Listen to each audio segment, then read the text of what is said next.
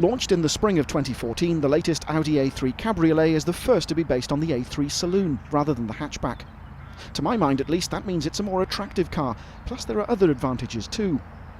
Only 3 engines were offered at the car's launch, a 2-litre diesel and 1.4 and 1.8-litre petrol engines, with 2 more being added in due course. One of the advantages I mentioned is the larger boot, something like 60 litres bigger than the previous model with the roof up. If you'd care to time the roof coming down, you'll find that fully closed to fully open takes around 18 seconds, and that can now happen at speeds of up to 31 miles an hour. Useful with the changeable British weather. As you can see, Audi has stuck with a fabric roof rather than opting for a folding metal affair, which has kept both costs and weight down. The new car, in fact, is around 50 kilos lighter than the model it replaced. The 4-seat cabin has the build quality you'd expect from Audi, with the dashboard in our test car dominated by a large clear display screen.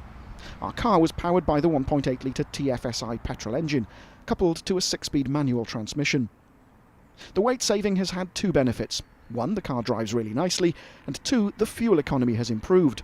The diesel returns something like 67 miles to the gallon, while one of the 2 new engines will be an even more frugal 1.6-litre turbo diesel.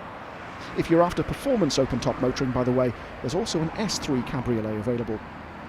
Talking of the models on offer, apart from the S3, there are 3 to choose from. The base SE gets 16-inch alloy wheels, air conditioning, Bluetooth and a DAB radio, while opting for sport trim adds lowered suspension, 17-inch alloys and sport seats. If you tick the box for the top-spec S-Line, expect bigger wheels, even lower suspension and part leather seats. Standard suspension is a no-cost option, by the way. With the top up, the 3-layer roof does a good job of keeping the noise down, but drop the roof and you can expect a fair amount of buffeting from the wind. You can specify a wind deflector, but as you can see, the 2 rear seats can't be used with the deflector in place. You'd expect a slightly stiffer body in a cabriolet, and you won't be disappointed. Having said that, the body doesn't flex as much as some of its competitors, and although it definitely feels heavier than the A3 hatchback, it handles well.